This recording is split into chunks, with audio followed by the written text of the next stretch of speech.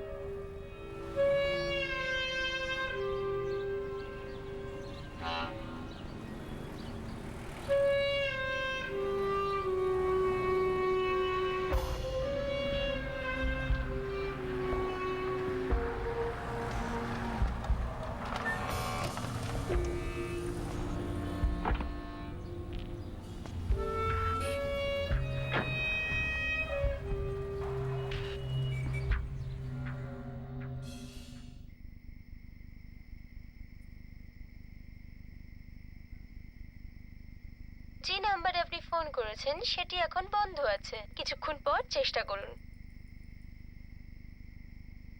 যে নাম্বারে আপনি ফোন করেছেন সেটি এখন বন্ধ আছে, দয়া করে কিছুক্ষণ পর ফোন করুন।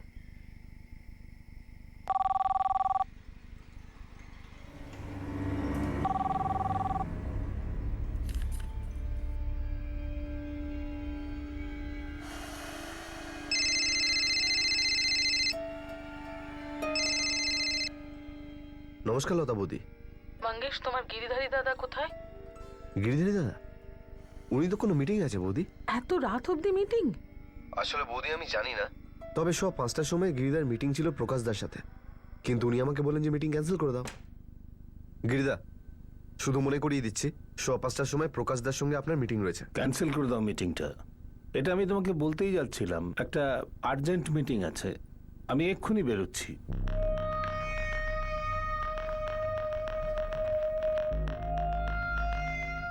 তার 5 মিনিট পরে 4:35 নাগাদ উনি অফিস থেকে বেরিয়ে গেলেন। তারপর আমি আর সঞ্জয় অফিস বন্ধ করে আমরাও বাড়ি চলে এলাম। কার সঙ্গে মিটিংটা ছিল যে এখনো শেষ হলো না? এইটা তো আমাকে কিচ্ছু বলেইনি গিরিদা এই ব্যাপারে। আমি সঞ্জয়কে জিজ্ঞেস করে আপনাকে ফোন করছি।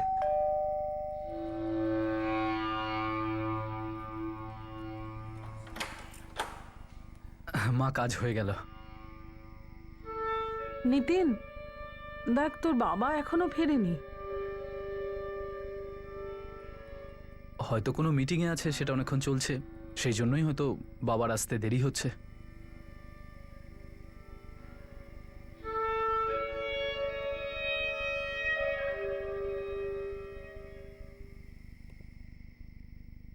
নিতিন, শোন না বাবা, 10টা বেজে গেছে, তোর বাবার ফোনটা এখনো বন্ধ বলছে। যে নাম্বারে আপনি ফোন করেছেন সেটি এখন বন্ধ আছে, দয়া করে কিছুক্ষণ পর চেষ্টা করুন। বাবা হয়তো ডিস্টারবেন্স চায় না। আরে কি আর এমন ডিস্টারবেন্স? এত বছর ধরে 7:30টার মধ্যে বাড়ি ফিরে আসেন, আর এখন 10টা বাজে রে হয়তো বাবা। বাবা ওখানে কোনো বড় ডিল করছে, সেই জন্যই হয়তো ফোন ঢুকছে না। আমার খুব টেনশন হচ্ছে নিতিন। মা, রিল্যাক্স রিল্যাক্স, বাবা চলে আসবে। এই মিটিংয়ের ব্যাপারে তোমাদের দুজনের মধ্যে কেউ কিছু জানতো না? আগে না স্যার।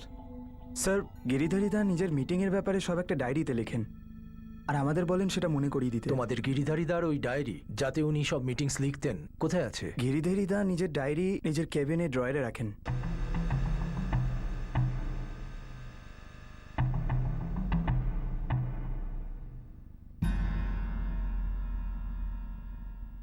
সোয়া 5টার সময় প্রকাশ হেগড়ের সঙ্গে মিটিং ক্যান্সেল করে ওর জায়গায় আর.কে ফেব্রিকেটার্স লেখা আছে। কোথায় ওনার অফিস? স্যার, আমি তো ওনার নাম প্রথমবার শুনলাম, আর.কে ফ্যাব্রিকেটার্স। স্যার, গিরিধারীদা যতক্ষণ না নিজে আমাদের বলেন যে মনে করিয়ে দিতে, ততক্ষণ আমরা জানতেই পারি না মিটিংয়ের ব্যাপারে। এই আর.কে ফেব্রিকেটার্স সত্যি কোনো কোম্পানি আছে নাকি ফেব্রিকেশন? জালি এটা, তাই না? স্যার, এইসব আমরা কি করে বলবো বলুন? আমরা তো গিরিদার নিচে কাজ করি।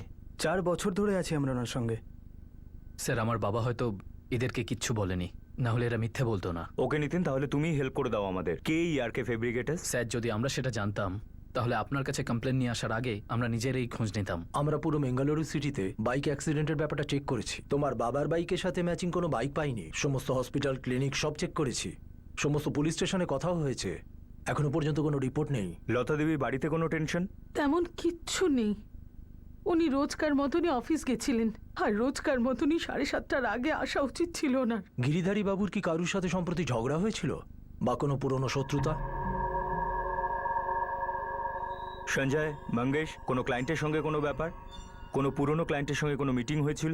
টাকা পয়সার লেনদেন নিয়ে কোনো টেনশন ছিল? আমাদের ছোট্ট একটা অফিস, ফার্নিচার সাপ্লাইয়ের বিজনেস স্যার।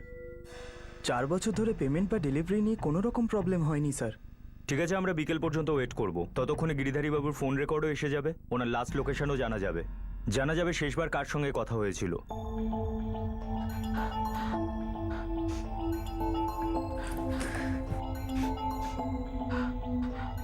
যে নাম্বারে আপনি ফোন করেছেন সেটি এখন বন্ধ আছে।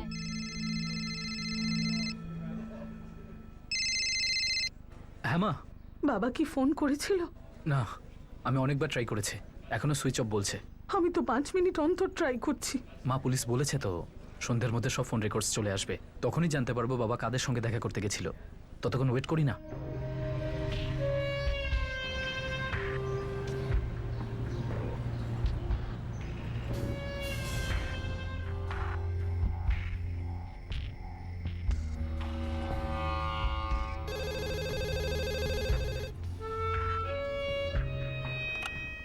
হ্যালো, এটা কোথাকার নাম্বার? এটা পিসিওর নাম্বার। কোথাকার? আপনি কে বলছেন? বেঙ্গালুরু পুলিশ। স্যার, আমার পিসিও নন্দপুরমে, কোরিবালি স্ট্রিটে। না স্যার, ওখানে তো আমাদের কোনো ক্লায়েন্ট নেই।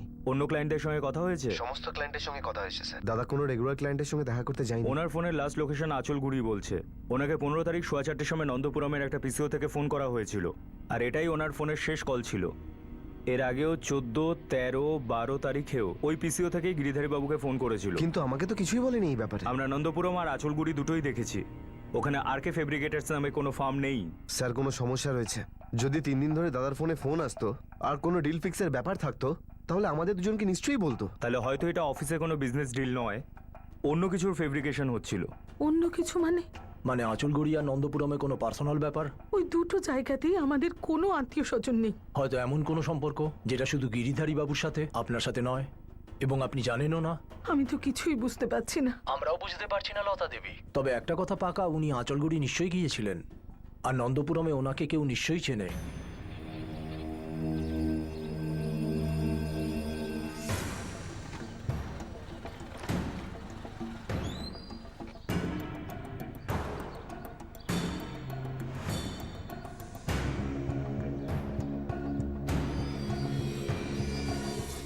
স্যার, এই বাইকটা আমি গত 2 দিন থেকে দেখছি। প্রথমে আমার মনে হয়েছিল কোনো ওয়ার্কারের হবে এটা, কিন্তু আজকেও কেউ এটাকে নিতে আসেনি, তো আমার সন্দেহ হলো, তাই আমি আপনাকে ফোন করলাম। এই বাইকটা গিরিধারী নামে এক ভদ্রলোকের, যিনি 15 তারিখ থেকে নিখোঁজ। কোনো আইডিয়া আছে বাইকটা এখানে কে পার্ক করলো? স্যার, এখানে তো কাউকে আমি সেভাবে পার্কিং করতে দেখিনি। গিরিধারী বাইক নন্দপুরমে একটা ফ্যাক্টরি বাইরে পাওয়া গেছে, আচলগুড়ির 10 কিলোমিটার আগে। আর আচলগুড়িতে ওর ফোনটা বন্ধ হয় 15 জুলাই বিকেল 6:25। দেখুন, 3 দিন হয়ে গেছে, ব্যাপারটা সিরিয়াস। আরকে ফেব্রিকেটার্স যা ওনার ডায়েরিতে লেখা ছিল সেটা জালি মনে হচ্ছে। কিন্তু স্যার, সবকিছুই তো একেবারে নর্মাল চলছিল, হঠাৎ করে এরকম সিরিয়াস কি হতে পারে? এই মুহূর্তে নো আইডিয়া। আমরা পুরো আচলগুড়ি এবং নন্দপুরমকে স্ক্যান করব। ডেফিনেটলি গিরিধারবাবুর লাইফে এমন কিছু চলছিল যার জন্য এইসব হয়েছে। দেখুন, আমরা আমাদের কাজ করছি, যদি আপনারা দুজন পার্সোনাল লাইফ থেকে কোনো ম্যাটার সামনে রাখেন হেল্প হবে, বা তোমরা দুজন কোনো প্রফেশনাল ব্যাপারকে সামনে রাখতে পারো। আছে কিছু?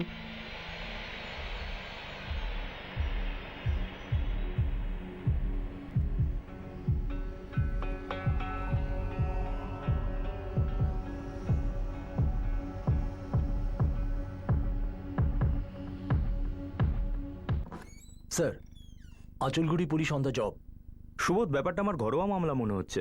এই মার ছেলে কিছু জানে কিন্তু লুকোচ্ছে, অথবা দুজনে মিলেই কিছু করেছে। একটা কাজ করো, এদের দুজনের ফোন রেকর্ডস বের করো, এদের ব্যাকগ্রাউন্ড চেক করো। স্যার, 4 দিন 12, 13, 14, 15 জুলাই নন্দপুরমের একই পিসিও থেকে ফোন গিরিধারীকে। হয়তো গিরিধারী বাবুকে বোকা বানানো হয়েছে এই আরকে ফেব্রিকেটারের নামে। হয়তো কোনো লোভ দেখানো হয়েছে। কিন্তু যদি এরকমটা হয় তাহলে কেন? এই বাইকের পাওয়া যাওয়াটা কোনো প্ল্যান তো নয়, আর আমাদের জন্য কোনো ইশারা তো নয় যে এরপরেই কোনো একটা ডেড বডি পাওয়া যাবে।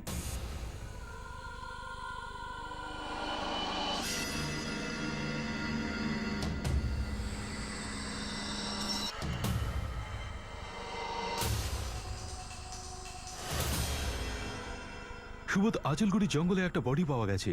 আমাদের কাছে গিরিধারীর ছবি তো আছে, যেটা আপনি পাঠিয়েছিলেন আগে, কিন্তু বডি পুড়ে যাওয়ার জন্য চেনা যাচ্ছে না। ওই লাশে কি কোনো আইডেন্টিফিকেশন আছে? জামা কাপড় তো পুড়ে চলে গেছে, কোনো ওয়ালেটও পাওয়া যায়নি, কিন্তু লাশের ডান হাতের ইন্ডেক্স ফিঙ্গারে একটা আংটি পাওয়া গেছে।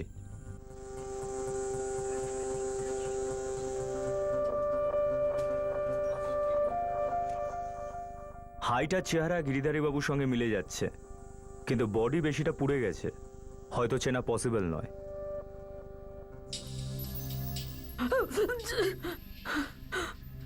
এটা আপনি কিভাবে বলতে পারেন যে ইনি আমার বাবা? আমরা এখনই এসব কিছু বলছি না, কিন্তু পসিবিলিটি নিশ্চয়ই আছে, কেননা বডি আমাদের ওই লোকেশন থেকেই পাওয়া গেছে যেখানে গিরিধারী বাবুর ফোন বন্ধ হয়েছিল। এই বডিটা অন্য কারোরও তো হতে পারে। আর এই আংটিটা?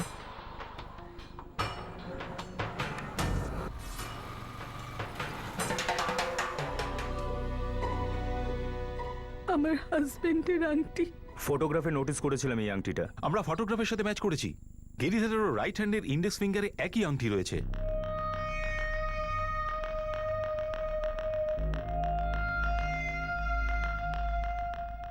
বডি এত বাজেভাবে পুড়ে গেছে যে মুখ চেনাটা মুশকিল, কিন্তু গলার কাছের এই কাটটা দেখছেন, ক্লিয়ারলি ভিজিবল, আর ভেন পাইপটাও কাটা। মোস্ট প্রবাবলি পোড়ানোর আগে গলা কাটা হয়েছে।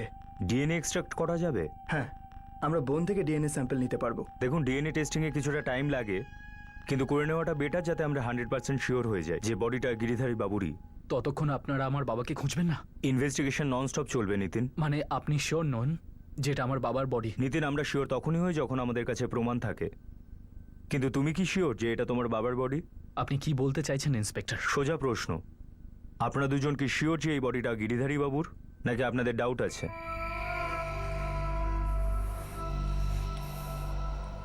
আপনি আমায় এটা জিজ্ঞেস করছেন যে আমার ছেলে নিতিন ওর বাবাকে খুন করেছে কিনা? জিজ্ঞেস করছি এমনটা করবার জন্য নিতিনের কাছে কোনো কারণ ছিল, বা আপনাদের দুজনের কোনো উদ্দেশ্য ছিল? গিরিধারী বাবু আমার স্বামী ছিলেন, স্বামী, আমার নিতিনের বাবা। নিতিন আমাদের একমাত্র ছেলে, যার বাবার সঙ্গে বনিমনা ছিল না। লতা দেবী, আমরা এমনি বলছি না, আমরা জানতে পেরেছি আপনাদের পরিবার সুখী পরিবার বলার মতো একেবারেই ছিল না। এটা সত্যি যে আমার বাবার আর আমার মধ্যে ভালো সম্পর্ক ছিল না। টেনশন কি বিষয়ে ছিল? স্যার, আমার বাবা একজন হার্ডকোর বিজনেসম্যান ছিলেন। বাবা চাইতো যে আমিও বাবার বিজনেসে জয়েন করি, কিন্তু আমার ওনার বিজনেসে একটু ইন্টারেস্ট ছিল না। ওটা আমরা জানি। স্যার, বাড়িতে কি চলছিল সে ব্যাপারে তো আমরা কিছুই জানি না, আমরা তো শুধু চাকরি করি না স্যার। স্যার, আমরা শুধু এটুকুই জানি যে অনেক বছর ধরে নিতিন এবং গিরিদার সমস্যা চলছে। গিরিদা চাইতো যে নিতিন যেন ওনার বিজনেসটা টেক ওভার করে, কিন্তু নিতিনের কোনো ইন্টারেস্ট ছিল না এই বিজনেসে। ও স্কলার টাইপ একটু। ও কিলার টাইপও কি? কি স্যার? মানে এটা যে নিতিন কি তার বাবা গিরিধারী বাবুর খুন করাতে পারে বা করতে পারে? ও কিলার টাইপও কি? কি স্যার? মানে এটা যে নিতিন কি তার বাবা গিরিধারী বাবুর খুন করাতে পারে বা করতে পারে? আমার আর আমার বাবার মাঝখানে আদর্শগত পার্থক্য ছিল। যেমন আমি আপনাকে বলেছি, বাবা একজন মানি মাইন্ডেড হার্ডকোর বিজনেসম্যান ছিলেন, সবসময় সবকিছুতে টাকা দেখত। কিন্তু আমার বাবার কথা মতো চলার কোনো ইন্টারেস্ট ছিল না। বাবা, আমি ওখানে গিয়ে 8 ঘন্টা ধরে কাজ করলেও আমার মন থাকবে না কাজে, ভালো লাগবে না আমার, এতে কারোর লাভ হবে না কোনো। তুই লাভটাকে এত ছোট করে কেন দেখছিস? লাভটাকে তুই এরকম হালকাভাবে কেন নিচ্ছিস?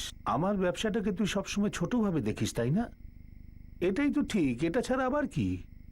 নিতেন, আমি তোর মতো পোস্ট গ্র্যাজুয়েট নই, 8 পাস আমি, কিন্তু এটা মনে রাখিস, আমার ব্যবসাতে হওয়া লভ্যাংশ দিয়েই আমি তোর সমস্ত চাহিদা পূরণ করেছি। আমি কখনো না করেছি, কিন্তু তাই বলে নিজের আদর্শ ভুলে গিয়ে তোমার কথায় তো কথা মেলাতে পারি না। এই যে এনজিওতে তুই চাকরি করিস না, ওখানে যে টাকাটা তুই রোজগার করিস, ওই টাকাটা তুই আমার কোম্পানিতে একদিনে রোজগার করতে পারিস।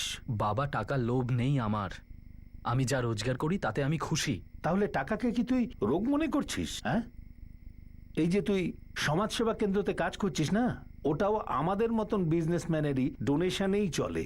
আমি বুঝতে চাই না তুমি কি বলছো। তুমি তো আমার কথাটাও বুঝতে চাইছো না। বলা, শোনা, বোঝা সবকিছুই নিজের জায়গা থেকে হয়। তুই শুধু এইটুকু কর, অফিসে আসতে থাক, আমার সঙ্গে কাজ কর। আরে দেখতে দেখতে সব সেট হয়ে যাবে। তখন তোর নিজের কাছেই সমাজ সেবা করার শক্তি থাকবে, আর সেই শক্তিটা হলো টাকা। বিজনেস খুব ভালো চলছে, আর কম্পিটিশনও আছে। তুই আর আমি মিলে কম্পিটিশনকে সরিয়ে দেব। কম্পিটিশনকে সাফ করার কি দরকার? বাঁচো আর বাঁচতে দাও, এর ব্যাপারে শোনোনি তুমি? মরো কিংবা মেরে ফেলো, শুনেছিস? আমি কাউকে মারতে পারবো না বাবা। ওদের চিন্তাধারার মধ্যে মিল ছিল না, কিন্তু স্যার তার মানে তো এটা নয় যে আমার ছেলে এত নিচে নামতে পারে। তাহলে নিচে কে নামতে পারে লতা দেবী? তাহলে সে কে নন্দপুরমের পিসিও থেকে 4 বার আপনার বরকে ফোন করলো? তাহলে কে হতে পারে আর কে ফেব্রিকেটার্সের জালি নাম নিয়ে আপনার স্বামীকে বড় ডিলের লোভ দেখালো, নন্দপুরমে ডাকলো, তারপর আঁচলগুড়িতে নিয়ে গিয়ে ওনাকে খুন করলো? স্যার আপনি বুঝতে পারছেন না, গিরিধারী বাবুর মৃত্যুর পর আমাদের জীবনটা ধ্বংস হয়ে গেছে, আর এখন নিজেদের জীবন নিজেদের হাতে কেন নষ্ট করব? আমরা মাঝে মাঝে একে অপরের সঙ্গে অনেকদিন ধরে কথা বলতাম না। যাই ছিল স্যার, সে তো আমার বাবা ছিল, আর আমি ওনার ছেলে। আর আমি এক্ষুনি বাবার ডেড বডি দেখে আসছি, আর আপনি আমার উপর অভিযোগ করছেন যে আমি মেরেছি বাবাকে। কেননা যা কিছুই হয়েছে সেটা গোপন আর রহস্যময়ভাবে হয়েছে। তোমার বাবা কাউকেই বলেনি সেই মিটিংয়ের ব্যাপারে। এরকম কেন? তাহলে আপনি রহস্য উন্মোচন করুন না। আপনি তো পুলিশ, আর আমি একজন ভিক্টিমের ছেলে। আমার বাবাকে মার্ডার করা হয়েছে। সত্যি কি তোমার বাবার মার্ডার হয়েছে? যে লাশটা পাওয়া গেছে সেটা কি সত্যি তোমার বাবার না অন্যের? সেটাও তো আপনিই বলতে পারেন স্যার। ইনভেস্টিগেশন তো আমি করতে পারি না। কিন্তু সত্যিটা তো বলতে পারো। কি সত্যি স্যার? কিরকম সত্যি? তোমার বাবার কি কোনো অ্যাফেয়ার ছিল? কোনো প্যারালাল ফ্যামিলি হয়তো নন্দপুরমে? আপনি যা খুশি করুন স্যার, আমি শুধু এটুকু জানতে চাই যে আমার বাবা কেন মার্ডার হয়েছে আর কে করেছে। আর একটা কথা স্যার, আপনি আমাকে একবার এটা বলছেন যে ওটা আমার বাবার লাশ, আর একবার জিজ্ঞেস করছেন যে ওটা অন্য কারোর কি না। মানে সবচেয়ে বেশি কনফিউশন আপনাদের মধ্যেই আছে। কে জানে স্যার, হতেই পারে এটা অন্য কারোর লাশ, হতে পারে আমার বাবা বেঁচে আছে, বা এটাও হতে পারে যে আমার বাবার কোনো বিপদ হয়েছে। বিপদ? কিরকম বিপদ আছে তোমার বাবার নিতিন, সেটাই আমাদের জানতে হবে। নন্দপুরমে একটা ফ্যাক্টরির বাইরে উনি ওনার বাইক পার্ক করেন। ওখান থেকে 10 কিলোমিটার দূরে আগে আঁচলগুড়িতে আসেন, সেখানেই ফোনটা বন্ধ হয়। আর আমরা আঁচলগুড়ির জঙ্গলে একটা জ্বলে যাওয়া লাশ পাই, যাকে আইডেন্টিফাই করা যাচ্ছে না। কিন্তু ওই লাশের আঙুলে একটা আংটি রেখে দেওয়া হয়, যাতে ওর আইডেন্টিফিকেশন সহজেই করা যায়। নিতিন, তুমি এই জ্বলে যাওয়া লাশ থেকে কোনো গভীর ষড়যন্ত্রের গন্ধ পাচ্ছ না? সত্যিই কি ওই লাশটা তোমার বাবার? কেননা আংটি তো যে কোনো লাশে পরানো যায়।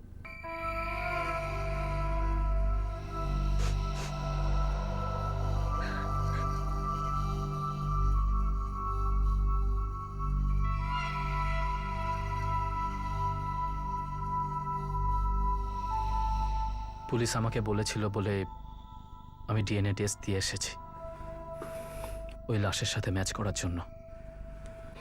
মা, বাবার জীবনে কি কোনো কোনো কোনো অন্য মহিলা ছিল? না রে বাবা, তেমন কিচ্ছু ছিল না। তাহলে বাবা আমাদের সবার থেকে লুকিয়ে বাবা আঁচলগুড়ি কার সঙ্গে দেখা করতে গেছিল?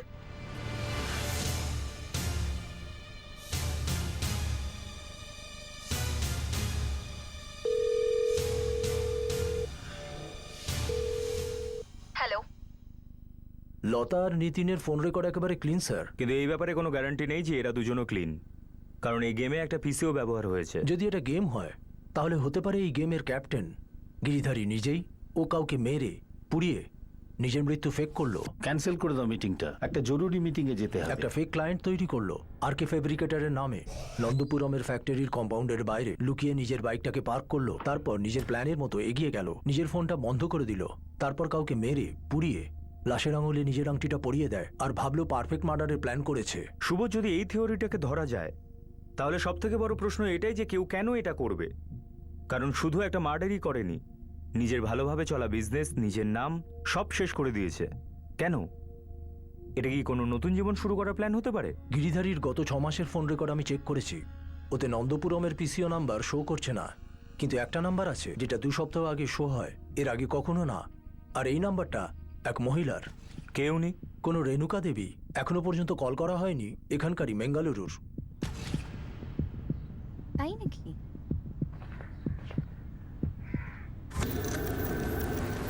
বলুন। রেণুকা দেবী, হ্যাঁ, আমি পেপারে খবরটা পড়েছি গিরিধারী বাবুর ব্যাপারে। গিরিধারী বাবু পয়লা জুলাই আপনাকে ফোন করেছিলেন? হ্যাঁ, মানে করেছিলাম।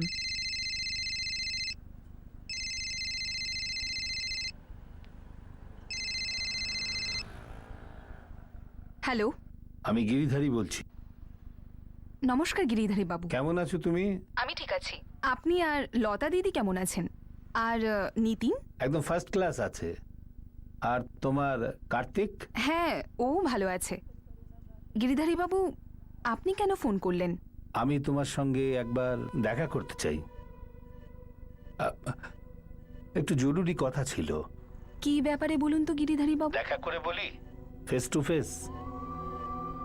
আমি ফোন করছি, কবে দেখা করব?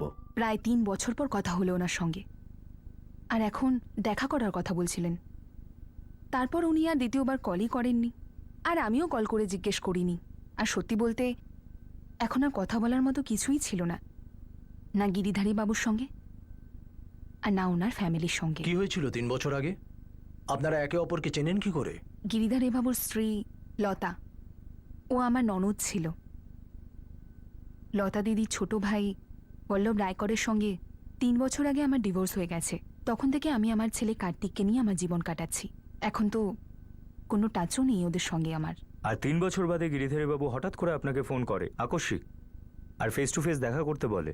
হ্যাঁ, কিন্তু সেই দেখাটা হয়ইনি। রেণুকা দেবী, আমাদের কাছে একটা লাশ আছে। গিরিধারী বলে মনে হচ্ছে, তবে নাও হতে পারে। মানে? এমনও হতে পারে গিরিধারী বাবু কাউকে খুন করে নিজের মৃত্যু ড্রামা বানাচ্ছে, একটা নতুন পরিচয়ের সাথে দ্বিতীয় জীবন শুরু করবার প্ল্যান। যাই হোক, আপনি এই কামাত ফ্যামিলির সম্পর্কে আরো কিছু বলতে পারবেন? 3 বছর ধরে ওনাদের মধ্যে কারোর সঙ্গে আমার ফোনেও কথা হয়নি, দিওয়ালি টিওয়ালিতেও নয়। আমি কি বলবো ওনাদের পরিবারের ব্যাপারে? রেণুকা দেবী, কতদিন আপনার বিয়ে হয়েছিল এই গিরিধারী বাবুর শালা বল্লভের সাথে? 11 বছর। ডিভোর্স কেন হয়েছিল? এটা আমার ব্যক্তিগত ব্যাপার। দেখুন, এই কামাত ফ্যামিলির সঙ্গে যুক্ত কোনো ঝগড়া, কোনো বিরোধ সম্পর্কে জানা আমাদের কাছে জরুরি, কেসটাকে এগোনোর জন্য। আপনি নিশ্চিন্ত থাকুন, আপনি যা বলবেন কনফিডেন্সিয়াল থাকবে। আমি বল্লভকে হাতে নাতে ধরে ফেলি।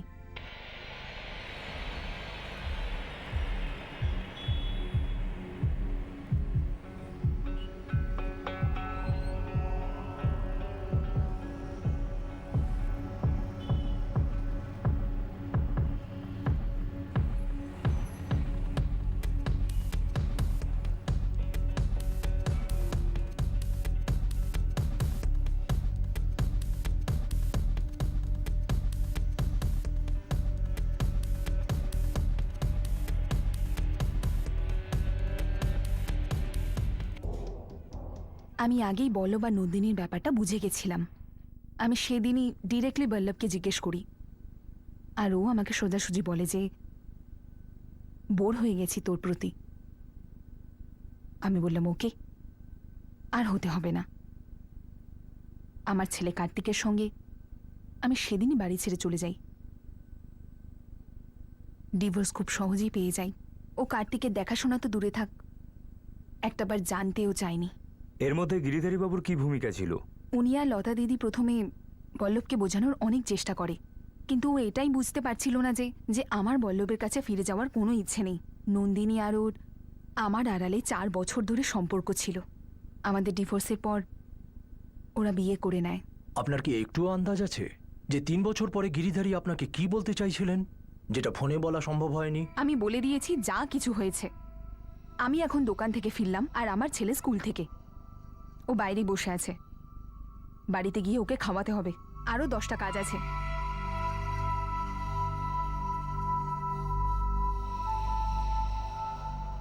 হতে পারে রেণুকা দেবী মিথ্যে বলছেন, হয়তো এ আর গিরিধারী যুক্ত। হয়তো এই ফ্যামিলি সেটআপের মধ্যেই যে আমাদের কেসটা ক্র্যাক সেটা পরিষ্কার। এই লতা দেবীর ভাই বল্লভকে এখানে নিয়ে এসো। হয়তো এই শালা ভগ্নিপতির মধ্যে কিছু একটা ছিল যেটা আমরা এখনো জানি না। আমরা এই সময় এটাই জানি যে একটা ডেড বডি পাওয়া গেছে, আর ওই ডেড বডিটা গিরিধারী বাবুর হতে পারে, নাও হতে পারে।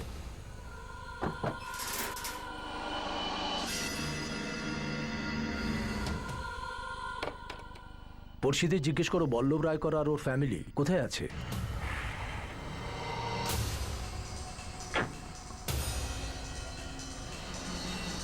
আরে পুরো কলোনি দেখে নিয়েছি, সবার সঙ্গে কথা হয়েছে, কিন্তু কেউ বলতে পারছে না যে বল্লভ রায়কর এবং ওনার স্ত্রী নন্দিনী কোথায় গেছেন। ওখানে কোনো সিকিউরিটির সাথে কথা হয়েছে? কোনো ওয়াচম্যান? স্যার এখানে প্রত্যেকেই নিজে নিজের বাড়িতে থাকে, কোনো পার্মানেন্ট সিকিউরিটি নেই। আমার ভাই বল্লভের ফোন নাম্বার? হ্যাঁ, আর ওনার স্ত্রী নন্দিনীরও। আর আপনি কি বলতে পারবেন ওনারা দুজনে কোথায় গেছেন বাড়ি আর দোকান বন্ধ করে? আর বল্লভ কি গিরিধারী বাবুর ব্যাপারটা জানেন? না ইন্সপেক্টর, আমি কিছুই জানি না। প্রায় 6 মাস ধরে আমার কোনো কথাবার্তা হয়নি, না বল্লভের সঙ্গে আর না নন্দিনীর সঙ্গে। নাম্বারটা দিন, বল্লভ আর নন্দিনী দুজনেরই। 44456981 বল্লভ রায়কর আর 4440987767 নন্দিনী রায়কর। এই দুজনের ফোন রেকর্ড চাই আমার এক্ষুনি। স্যার এই যে পুরো টিমের নামটা দিলেন আমাকে, লতা কামত, নিতিন কামত, বল্লভ রায়কর, নন্দিনী রায়কর আর রেণুকা দেবী, এদের সবার রিপোর্ট কার্ড একদিনের মধ্যে আপনার সামনে রাখছি স্যার। 3 বছর পরে গিরিধারী বাবু নিজের শালা বল্লভের এক্স ওয়াইফ রেণুকা দেবীকে ফোন করে। আর এখানে গিরিধারী বাবুর স্ত্রী মানে লতা দেবী, উনি বললেন যে গত 6 মাসে ভাই বল্লভের সঙ্গে কথাই বলেননি। ব্যাপারটা একটু ভাবাচ্ছে না? স্যার আমাদের খোঁজোর প্রথম দীক্ষার খবর আবার পাঠিয়েছে। বল্লভ এবং লতা 2 ভাই বোন বড়লোক ফ্যামিলিতে বিলং করে, আর এদের বাবা নিজেই খুব বড় বিজনেসম্যান। আর এই গিরিধারী বাবু, উনি দরিদ্র ফ্যামিলির? না স্যার, ইনিও ধনী ফ্যামিলিতে বিলং করেন, ওনারও অনেক সম্পত্তি রয়েছে। কিন্তু গিরিধারী বাবু আর লতা দেবীর ছেলে নিতিনের টাকাতে কোনো ইন্টারেস্ট নেই। আর অন্যদিকে বল্লভের এক্স ওয়াইফ রেণুকা দেবী, উনি নিজের ছেলেকে একাই বড় করছেন সমস্যার সম্মুখীন হয়েও। এই ব্যাপারটাও আমাকে ভাবাচ্ছে।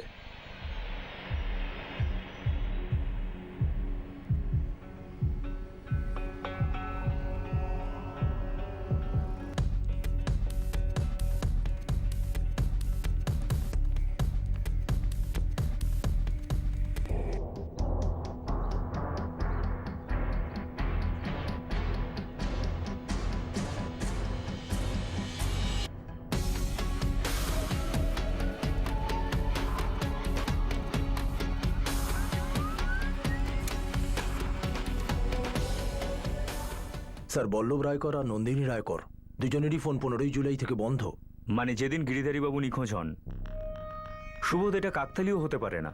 বল্লভের ফোনও আঁচলগুড়িতে সন্ধ্যে 6:30 বন্ধ হয়, গিরিধারীর ফোনের 5 মিনিট পর। আর নন্দিনী রায়করের ফোন মিত্রনগরে বন্ধ হয়েছিল, যেখানে ওনার বাড়ি। স্যার এখন তো কোনো ডাউটই নেই, গিরিধারী যে রেণুকাকে ফোন করেছিল, ওর সাথে বল্লভের নিখোঁজ হওয়ার আর গিরিধারীর নিখোঁজ হওয়ার কোনো স্ট্রং কানেকশন আছে। আর ওই কানেকশন আমাদের এই কেসের ক্র্যাক স্যার। হয়তো।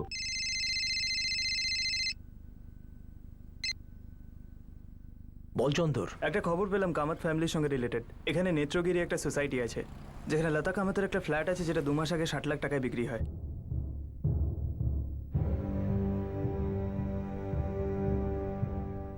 এই ফ্ল্যাট নিয়ে কি কোনো ঝামেলা ছিল?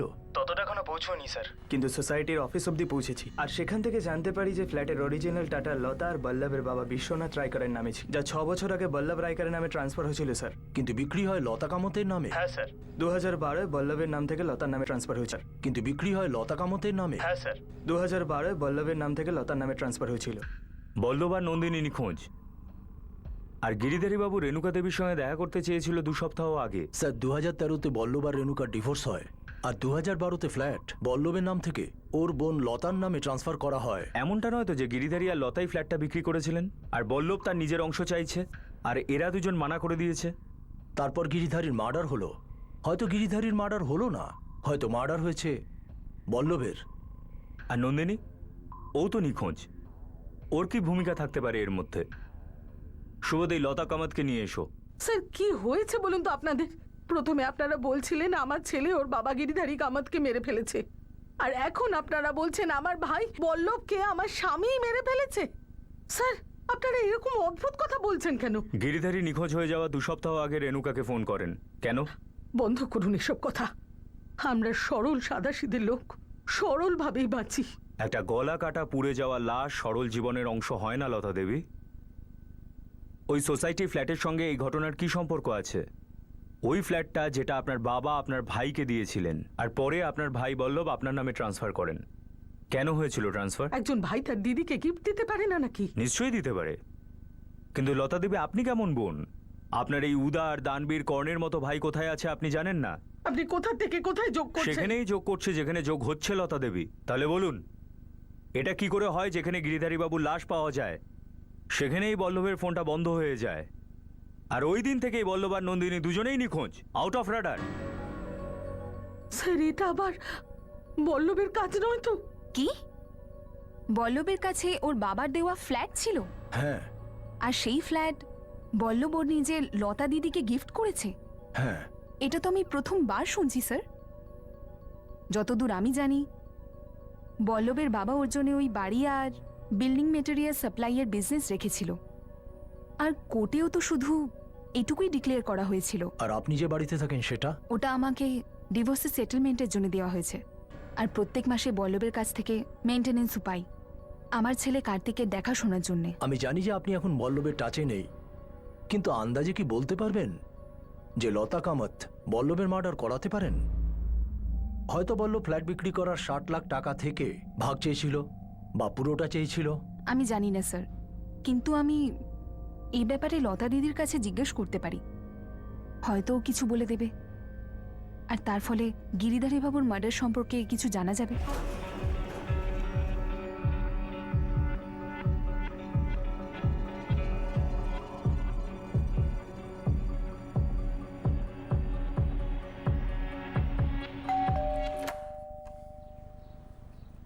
কেমন আছো লতা দিদি? ভিতরে এসো রেণুকা। লোভ তো সবার মধ্যেই ছিল স্যার, আর মামা এতে এক্সেপশন ছিল না। তুমি বললে ছিলেন, বল্লভ মামা লোভী ছিলেন। এরকমটা নয় তো যে বল্লভ মারা গেছেন আর ওই লাশটা বল্লভের? আমি জানি না স্যার। তাহলে তুমি ছিলেন কেন বললে? তুমি কিছু তো জানো যেটা লুকোচ্ছ। স্যার, যদি উনি বেঁচে থাকে তাহলেও উনি লোভী, আর না হলেও লোভী। এরা সব কটা সেম। আমার বাবারও খুব লোভ, আর মায়েরও। আর তুমি দুধে স্নান করা সমাজসেবক, সামান্য জীবন উচ্চ বিচার। নিতিন কামত, তুমি কি তোমার বাবা গিরিধারী কামতকে প্রাণে মেরেছো, নাকি তুমি তোমার মামা বল্লভকে প্রাণে মেরেছো? আপনি কি আমার সঙ্গে মজা করছেন? আপনি আমাকে প্রশ্ন করছেন আর আমি তার সব উত্তর দিচ্ছি, তা সত্ত্বেও আপনি এভাবে কথা বলছেন আর আমাকে খুনি মনে করছেন। দেখুন, আমি শেষবার বলছি, আমি কাউকে মারিনি। তাহলে কে মেরেছে? যদি ওই লাশটা আমার বাবার হয়ে থাকে তাহলে সেটা তার লোভ মেরেছে, কারণ ওই লাশ আমার বল্লভ মামার। তাহলে সেই খুনির নামও হলো লোভ। কি আর কেন জানতে চাইছো রেণুকা? দেখো কি অবস্থা হয়েছে আমার, বিধবা হয়ে গেছে আমি। দেখ, পুলিশ আমাকে সন্দেহ করছে আমি নাকি আমার স্বামীকে মেরেছি। কখনো বলছে যে আমি আর আমার স্বামী মিলে বল্লভকে মেরে ফেলেছি। আমাদের ডিভোর্সের সময় বল্লভ কোর্টে মিথ্যে কথা বলেছিল না ওর সম্পত্তির ব্যাপারে? যখন ও কোর্টে ওর সব সম্পত্তির পেপারসগুলো দেখায়, তখন ওর নামের যে ফ্ল্যাটটা ছিল তার কথাটা ও কেন বলেনি? ওই ফ্ল্যাটটা কি ও তোমার নামে ট্রান্সফার করে দিয়েছিল? হ্যাঁ রেণুকা, আমায় ঠকানোর জন্যে, যাতে আমি তার থেকে একটা অংশও চাইতে না পারি, যাতে ওই ফ্ল্যাটের একটাও টাকা আমি পেতে না পারি। দিদি, বল্লভ একটাবারও ভাবলো না যে এই টাকাটা ওর ছেলে কার্তিক পাবে, ওর নিজের ছেলেই পাবে? বল্লভ আমাকে ঠকিয়েছে, কার্তিককেও ঠকিয়েছে, আর এই পুরো ষড়যন্ত্রে আপনারা সবাই ছিলেন। যতটা আমি দেখেছি আর শুনেছি, আমার হিসেবে মা আর আমার বল্লভ মামার মাঝে ওই ফ্ল্যাট নিয়েই যত ঝামেলা। যে ফ্ল্যাটটা তোমার মামা তোমার মা মানে তার বোনের নামে করে দিয়েছিল, ওই ফ্ল্যাটটা নিয়ে ঝামেলা ছিল? শুধু ওই ফ্ল্যাটটাই না, আরও দুটো ফ্ল্যাট ছিল যেটা আমার দাদু মামার জন্য রেখে গেছিল। মামা ওই ফ্ল্যাট আমার মায়ের নামে করে দিয়েছিল। কেন করেছিলেন তোমার মামা? আমি সত্যিই জানি না স্যার। আমি শুধু এটুকুই জানি যে ওই সব প্রপার্টি মামা মায়ের থেকে আবার ফেরত চেয়েছিল। লতা দিদি, আমি চাইছি আমার ওই 3টে ফ্ল্যাট তুমি ফিরিয়ে দাও। আমি ডিড বানাচ্ছি, সেই ডিডগুলোকে আমি রেজিস্টার্ড করিয়ে নেবো। দিদি, আমার একটা রিকোয়েস্ট আছে, তুমি এর মধ্যে কিন্তু জামাইবাবুকে নিয়ে এসো না। এই 3টে ফ্ল্যাটের ব্যাপারটা আমাদের ভাই বোনের মধ্যেই যেন থাকে। তুই নিজে গিফট ডিড করে ওই 3টে ফ্ল্যাট আমার নামে করেছিস। কতবার জিজ্ঞেস করেছি তোকে যে সব কেন করছিস? কি উত্তর দিয়েছিলি তুই? দিদি ভালোবেসে দিচ্ছি, রেখে দাও, নিতিনের কাজে লাগবে। ভালোবেসে দিচ্ছি নিতিনের ভবিষ্যতের জন্য। কিন্তু বল্লভ, আমাদের বাবা তো আমার অংশ দিয়েই দিয়েছেন, আর আমি তাতে খুব খুশি। তা সত্ত্বেও দিদি, আমার মন থেকে বলছে যে আমি তোমার নামে এই ফ্ল্যাটটা করে দিই। তাহলে পরের সপ্তাহে আমি রেজিস্ট্রেশনটা করিয়ে দিচ্ছি। চোখে চোখ রেখে কথা বল। তুই আমাকে ব্যবহার করেছিস না? কি আজে বাজে কথা বলছো দিদি? আমি আমার ইচ্ছাতেই দিয়েছিলাম, এখন দরকার হয়েছে তাই চাইছি। যদি সত্যিই দরকার থাকতো না বল্লভ, তাহলে আমি চোখ বুজে দিয়ে দিতাম। কিন্তু তুই এই পুরো নাটকটা রেণুকাকে ঠকানোর জন্য করেছিস। ওই ফ্ল্যাটগুলো আর আমি তোকে দেব না। দিদি তুমি আমার নিজের দিদি, রেণুকার নয়। তাহলে তোর মিথ্যে বলার কি দরকার ছিল? আমাকে সত্যি কথা বলিস না কেন তুই? দিদি, রেণুকা আমার সমস্ত প্রপার্টি নিয়ে নিত, আর আমি যদি তখন তোমায় বলতাম তাহলে তুমি সাথে সাথে ওকে বলে দিতে যে এটা আমার ফ্ল্যাট। আমি ওকে আলাদা করে ফ্ল্যাট দিয়েছি, সেই ফ্ল্যাটের মেইনটেনেন্সও দিচ্ছি, আর কি দেবো? ওই 3টে ফ্ল্যাটের 50% যাতে রেণুকাকে না দিতে হয়, সেই জন্য ওই 3টে ফ্ল্যাট আমার নামে করে দিয়েছিস। আর এখন ওটা তোর ফেরত চাই। একদম ঠিক কথা তুমি বলেছ, আর আমিও ঠিক করেছিলাম। এখন ফ্ল্যাটটা ফেরত দাও। ওই ফ্ল্যাটগুলো আমি তোর নামে ট্রান্সফার করব না, ওগুলো আমার ছিল আর আমারই থাকবে।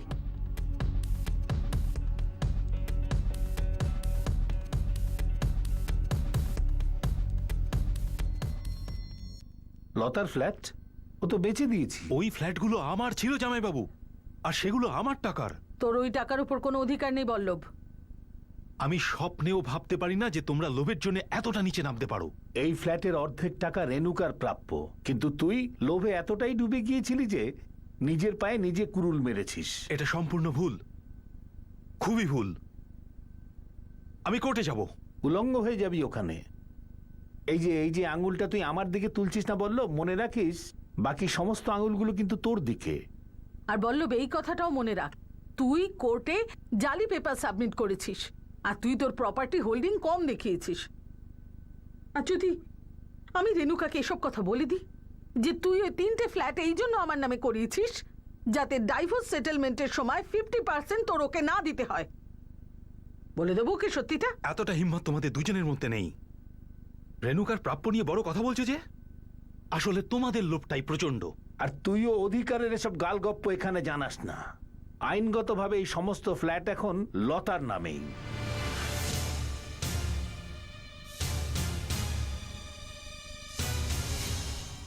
স্যার, কে কাকে মেরেছে বলতে পারবো না আমি, কিন্তু যেই মরেছে আমার মনে হয় এই প্রপার্টির জন্যই মরেছে। নিতিন, তোমার মা জানতেন যে আরকে ফেব্রিকেটার্স একটা জালি কোম্পানি? উনি জানতেন যে লাশটা পাওয়া গেছে সেটা ওনার ভাইয়ের? স্যার, আমি জানি না আমার মা কি জানে। কিন্তু তুমি এটা জানতে যে ওই লাশটা তোমার বাবার নয়? না, এটা সত্যি নয়, আমি শিওর এখনো। কেন কেন আনশিওর ছিল? কারণ আপনি আনশিওর ছিলেন স্যার। ডিএনএ টেস্ট কে চেয়েছিল, আমি না আপনি? আরকে ফেব্রিকেটার্স নন্দপুরমে পিসিও থেকে করা 4টি ফোন কল, এই সব কিছু আপনার স্বামী গিরিধারীর বানানো নাটক, আর আপনি এই নাটকের অংশ ছিলেন। স্যার, আমি এসব ব্যাপারে কিচ্ছু জানি না, আমি সত্যি বলছি।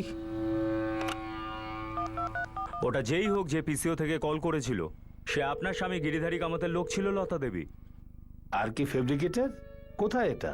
এই তো কাছাকাছি স্যার, নতুন অফিস নিয়েছে, আর আমার বস চাই যে পুরো সেটআপটা আপনিই করুন। কিন্তু আমি আজ দেখা করতে পারবো না। আজকে বারণ করবেন না স্যার, ভীষণ আর্জেন্ট। ঠিক আছে, এতটা জোর দিয়ে বলছো যখন, আজই দেখা করব। পুরো রাস্তা আসার কষ্ট একদম করতে হবে না আপনাকে। এগিয়ে এসে ইন্ডাস্ট্রিয়াল ইউনিটের যে চক রয়েছে, আপনি ওখানে আসুন, আমি আপনাকে ওখান থেকে পিক আপ করে নেবো। তারপর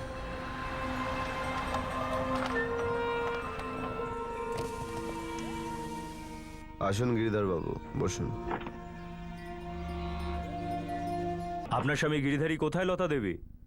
কোথায় লুকিয়েছেন? আর যে লাশটা পাওয়া গেছে সেটা আপনার ভাই বল্লভের, তাই না? স্যার, আমি সত্যিই কিছু জানি না। সব কিছু জানেন আপনি, লতা দেবী। এই সব খেলাটা আপনার ভাই বল্লভের ওই পৈতৃক সম্পত্তির জন্য হয়েছে, যার অর্ধেক ভাগ ও নিজের স্ত্রী রেণুকাকে ডিভোর্সের সময় সেটেলমেন্টের জন্য দিতে চায়নি। তাই জন্য ও এই 3টে প্রপার্টি আপনাকে গিফট করে। কিন্তু ডিভোর্স হয়ে যাওয়ার পরেও আপনি প্রপার্টি ফেরত দিচ্ছিলেন না। স্যার, আমি জানি না যে আমার স্বামী এখন কোথায়, আর আমি এটাও জানি না যে ওই লাশটা আমার ভাই বল্লভের কি না। শুধু আমি এটুকুই জানি যে আমার স্বামী কখনো কাউকে মারার চক্রান্ত করতেই পারে না। নন্দিনী কোথায়? ও কেন নিখোঁজ? এই খেলায় ওর ভূমিকা কি? নাকি ওকেও মেরে ফেলা হয়েছে? স্যার, আমি কিচ্ছু জানি না, সত্যি বলছি। কেউ খুন হয়েছিল, আর এই ধোঁকাবাজি আর লোভের মুখ্য খেলোয়াড় প্রচুর জিজ্ঞাসাবাদের পরেও সহজে কাত হচ্ছিল না। আমরা ডিএনএ রিপোর্টের অপেক্ষায় ছিলাম, যাতে এটা স্পষ্ট হয়ে যায় যে ভিকটিম কে আর কে ছিল খুনি যাকে ধাওয়া করছিলাম আমরা। কিন্তু এই ব্যাপারটা ডিএনএ রিপোর্ট আসার আগেই পরিষ্কার হয়। স্যার বেলগাঁও থেকে বলছি, আপনাকে আপনার কেসের মাস্টার মাইন্ড দিচ্ছি। সে কে? গিরিধারী কামাত? না স্যার, বল্লভ রায়কর, ওর শালা, মানে ও দ্বিতীয় স্ত্রী নন্দিনী রায়করের যে ভাই, আদিনাথ সিনয়, একজন হিস্ট্রি শিটার। ম্যাঙ্গালুরুতে আপনি ওর ফাইল পেয়ে যাবেন। ওরা তিনজন একসাথে আছে, বল্লভ, নন্দিনী, আদিনাথ? হ্যাঁ স্যার। স্যার, বল্লভ রায়করের শালা আদিনাথ জানতে পারলাম বল্লভের বিজনেসে রিকভারির কাজ করত। ওর মাধ্যমে বল্লভের ওর বোনের সাথে পরিচয় হয় আর ওদের অ্যাফেয়ার শুরু হয়। বেলগাঁও পুলিশ পৌঁছেছে ওখানে? ব্যাস 2 মিনিটে পৌঁছাচ্ছে।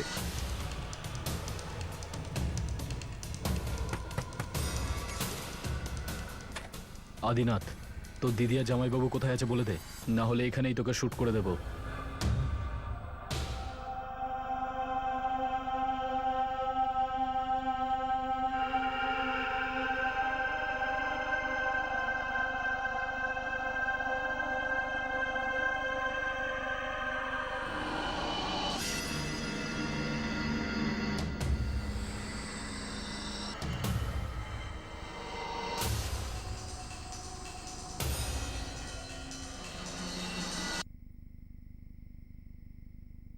বল্লভ, তোমার সব থেকে বড় ভুল ছিল যে তুমি লতা দিদিকে সব সত্যি করে বলোনি যে তুমি নিজের সম্পত্তি ওনার নামে ট্রান্সফার কেন করছো।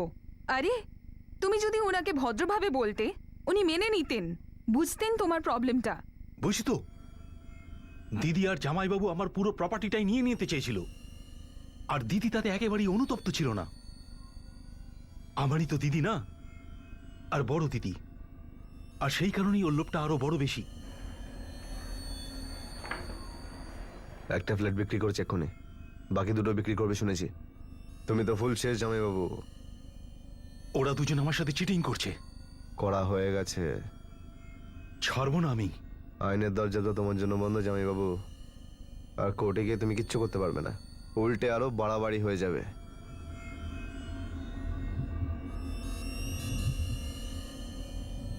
আমার সাথে ওরা প্রতারণা করেছে, বিশেষ করে দিদি, যে অন্য কারোর প্রপার্টি একেবারে ছিনিয়ে নিয়ে ও মজা তো করতে পারে না। আর কতক্ষণ সময় লাগবে? আচলগুড়িতে পৌঁছে গেছি তো। এই তো গিরিধর বাবু, আর মাত্র 5 মিনিট।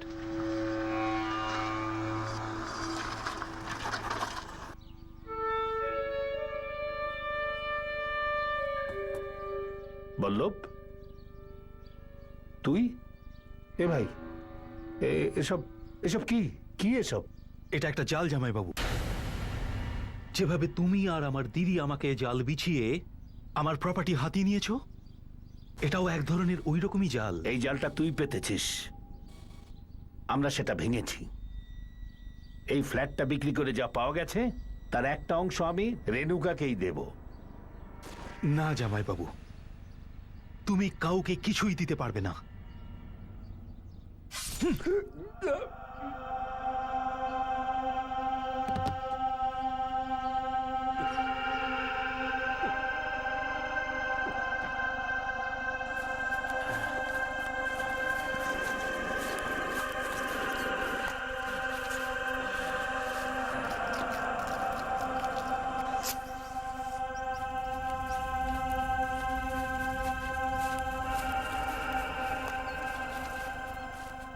বিক্রি হয়ে যাওয়া সমস্ত ফ্ল্যাটের টাকা আর বাকি দুটো ফ্ল্যাট সব দিদির নামে করা ছিল। এইবার দেখবো কিভাবে ও এই টাকা নিয়ে ফুর্তি করে।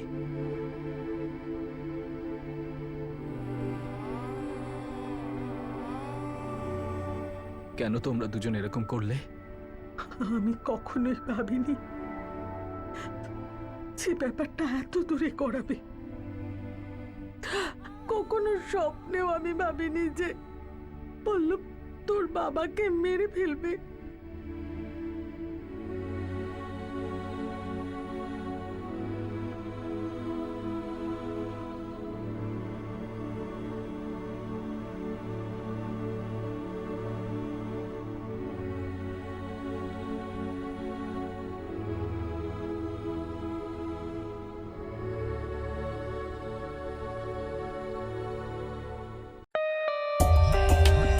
For more updates, subscribe to our channel, click the show links and enjoy watching the videos.